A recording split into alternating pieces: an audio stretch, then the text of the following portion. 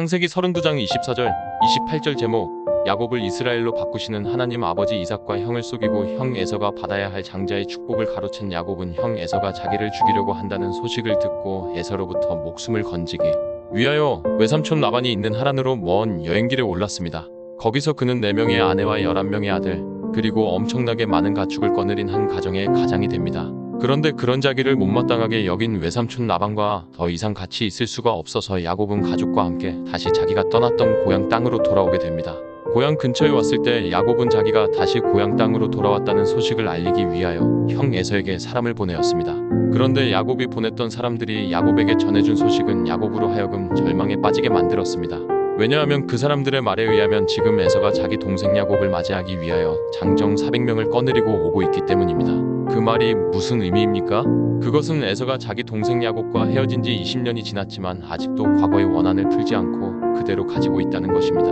에서는 자기가 아버지 이삭으로부터 받아야 할 축복을 가로챈 야곱을 그때까지도 용서하지 못하고 야곱과 그의 가족을 해치기 위하여 장정 400명을 거느리고 야곱에게로 오고 있는 중이라고 하는 것입니다. 그 소식을 들은 야곱은 두려움에 벌벌 떨었습니다. 그런 절박한 상황을 만난 야곱이 가장 먼저 취했던 행동이 무엇입니까? 그는 자기가 거느린 무리를 두 떼로 나누었는데 이것은 에서가 한 떼를 치면 그 틈을 타서 다른 한 떼는 도망을 치겠다는 것입니다. 이 생각은 얼마나 어리석은 생각인지 모릅니다. 지금 에서는 400명의 장정과 함께 오고 있는 중입니다. 그 400명이 한 떼만 치고 그 와중에 나머지 한 떼가 도망치는 것을 그냥 못 본 채 하고 내버려 두겠습니까? 절대 그럴 리가 없습니다.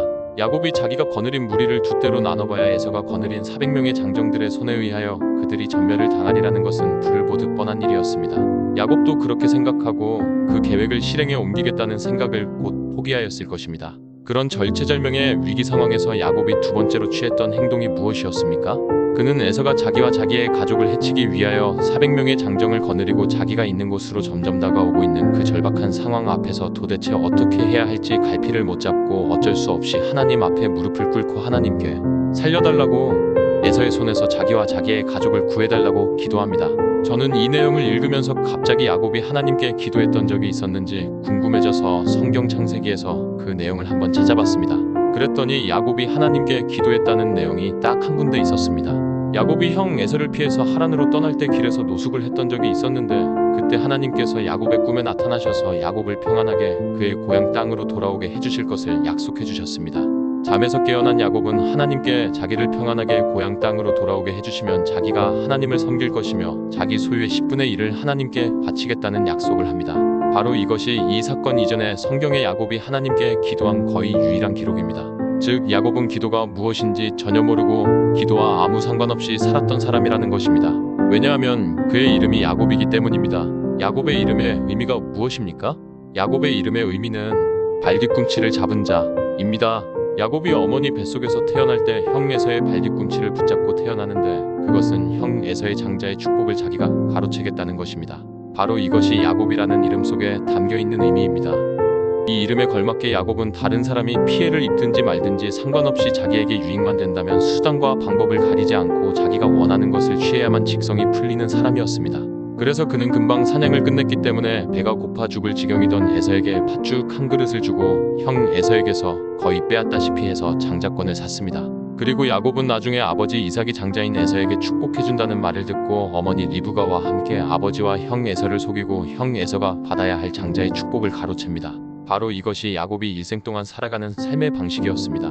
그런 야곱이 어떻게 하나님께 기도를 하겠습니까? 하나님께 기도한다는 것은 자기 힘으로는 아무것도 할 수 없으며 지극히 작은 일도 지극히 큰 일도 하나님께서 도와주셔야만 그 일을 해낼 수 있다는 사실을 믿는 믿음의 표시인데 오직 자기 힘으로 복을 받아내고 오직 자기의 꾀와 자기의 노력으로 자기가 원하는 것들을 손에 넣었던 야곱이 어떻게 기도할 수 있겠냐는 것입니다. 그런데 놀랍게도 창세기 32장을 보면 야곱이 하나님께 기도하는 내용이 기록되어 있습니다. 9-12절. 야곱은 과거에 하나님께서 자기에게 해주신 약속을 하나님께 상기시켜드렸습니다. 하나님께서 하란에 있던 자기에게 고향으로 돌아가라고 하셔서 자기가 어쩔 수 없이 고향으로 돌아왔는데 지금 에서가 자기와 자기 가족을 죽이기 위하여 장정 400명을 데리고 오고 있다고 하니까 책임져 달라는 것입니다. 그리고 야곱은 자기가 고향을 떠나 하란으로 갈 때 베델에서 자기에게 나타나셔서 자기 후손을 땅에 티끌같이 많게 해주시겠다고 하신 약속을 하나님께 말씀드리며 자기와 자기의 가족을 에서의 소나기에서 지켜주실 것을 하나님께 간구하였습니다. 바로 이것이 하나님께서 야곱에게 그의 힘과 능력으로 도저히 어떻게 해볼 수 없는 극심한 어려움을 허락해 주신 목적입니다. 그것은 그 문제로 인하여 하나님을 찾고 하나님께 매달리고 하나님께 부르짖어 기도하라는 것입니다. 아무것도 바라보거나 의지하지 말고 오직 하나님 한 분만 바라보고 의지하라는 것입니다.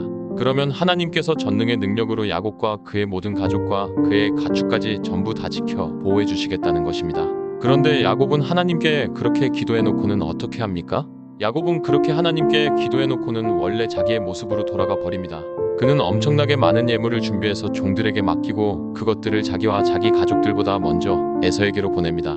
그 많은 양의 예물로 에서의 마음을 조금이라도 푼 후에 그를 만나보겠다는 것입니다. 이와 같이 야곱은 여전히 자기의 지혜와 자기의 꾀를 의지하며 자기의 지혜와 자기의 꾀를 사용해서 지금 자기가 만난 문제를 해결하려고 하고 있습니다. 야곱은 이와 같이 자기의 꾀와 자기의 지혜로 문제를 해결해 보려고 하지만 그의 마음속의 두려움은 사라지지 않고 계속해서 남아서 그를 괴롭히고 있었습니다.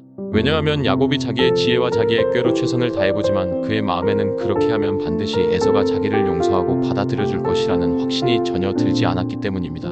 그래서 그는 에서에게 전해줄 예물과 가축들과 자기 가족들을 전부 다 야복 강 너머로 보냈지만 자기는 도저히 야복 강을 건널 수가 없었던 것입니다. 왜냐하면 야복 강을 건너가서 형 에서를 만나면 에서가 자기를 죽일 것만 같았기 때문입니다. 하나님께서는 그렇게 두려움에 벌벌 떨면서 홀로 야복 강가에 남아있던 야곱을 찾아오셨습니다. 하나님께서는 혼자 남아있던 야곱에게 씨름을 거셨습니다. 그런데 아무리 해도 야곱을 이길 수 없자 하나님께서는 야곱의 허벅지 관절을 치셔서 야곱의 허벅지 관절이 어긋나게 하셨습니다. 관절이 부러지지는 않았지만 멀쩡하던 관절이 어긋나 버렸으니까 그 고통이 얼마나 심했겠습니까? 그래서 야곱은 그 고통으로 인하여 그때부터 바로 걷지도 못하고 다리를 절 수밖에 없었습니다. 하나님께서는 야곱을 그 상태로 내버려두고 야곱을 떠나가시려고 하셨습니다. 그러자 다급해진 야곱이 자기를 떠나가시려고 하시는 하나님께 자기를 축복하지 않으면 절대로 보내줄 수 없다고 하며 하나님을 붙잡았습니다. 그 야곱에게 하나님께서는 야곱의 이름을 물어보셨습니다. 하나님께서 야곱에게 그의 이름을 물으신 것은 야곱이 지금까지 어떻게 살아왔는지를 물어보신 것과 같은 것입니다. 왜냐하면 이름에는 그 사람의 이력이 들어있기 때문입니다. 그 물음에 야곱은 자기 이름이 야곱이라고 대답하였습니다. 그 말은 지금까지 야곱은 그 이름대로 오직 자기 힘과 노력으로 자기의 유익만을 위하여 약탈자, 사기꾼으로 살아왔다는 것입니다. 하나님께서는 그런 그의 이름을 바꾸어 주십니다. 28절 그가 이르되 내 이름을 다시는 야곱이라 부를 것이 아니요 이스라엘이라 부를 것이니 이는 내가 하나님과 및 사람들과 겨루어 이겼음이니라.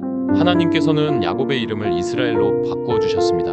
이제는 야곱이 이스라엘로 살아갈 것이라는 것입니다. 이스라엘의 이름의 뜻은 하나님과 겨루어 이겼다 입니다. 이제 야곱은 하나님과 겨루어 이긴 자로 살아갈 것이라는 것입니다. 그러면 야곱이 하나님과 겨루어 이겼다는 의미가 무엇입니까? 그것은 야곱의 힘이 하나님보다 더 세어서 이긴 것이 아니라 하나님께서 야곱에게 져주셨다는 것입니다. 이 방법 외에는 인간이 하나님을 이길 수 있는 다른 방법이 없습니다. 그렇다면 하나님께서는 왜 야곱에게 져주신 것일까요? 왜냐하면 그래야만 야곱이 거리감이 없이 하나님께 다가올 수 있기 때문입니다. 지금 야곱은 허벅지 관절이 어긋나 버려서 정상적으로 걸을 수 없는 상태이기 때문에 에서를 피해 달아날 수 없게 되어버렸습니다. 그래서 야곱은 형 에서로부터 피해 달아날 수 있는 길이 완전히 닫혀져 버렸습니다. 그는 이제 어쩔 수 없이 하나님만 바라보고 하나님의 도우심의 손길에 모든 것을 기대할 수밖에 없게 되었습니다. 그러기 위하여 하나님을 바라보고 하나님을 의지하는 일을 더 쉽게 하기 위해서는 하나님과 친밀해져야 합니다. 그래서 하나님께서는 얼마든지 야곱을 이기실 수 있으셨지만 야곱에게 져주신 것입니다. 야곱으로 하여금 아무 거리낌 없이 자신감을 가지고 당당하게 하나님께 나아오라는 것입니다. 그렇게 함으로써 이제는 자기나 다른 그 어떤 것도 바라보거나 의지하지 말고 오직 한 분 하나님만 바라보고 의지하라는 것입니다. 그럴 때 가장 먼저 일어나는 변화가 마음의 변화입니다. 그렇게 하나님을 이기고 하나님께 더 쉽게 나아갈 수 있었던 야곱이 그 마음에 그 어떤 것도 바라보거나 의지할 수 없어서 오직 하나님만 바라보고 의지하자 그때까지 그렇게 자기를 힘들게 하고 고통스럽게 하던 두려움이 즉시 사라져버렸습니다. 그런 야곱에게 가장 먼저 일어난 변화에 대하여 성경은 이렇게 말씀하고 있습니다. 창세기 33, 1-3 야곱이 눈을 들어보니 에서가 400명의 장정을 거느리고 오고 있는지라.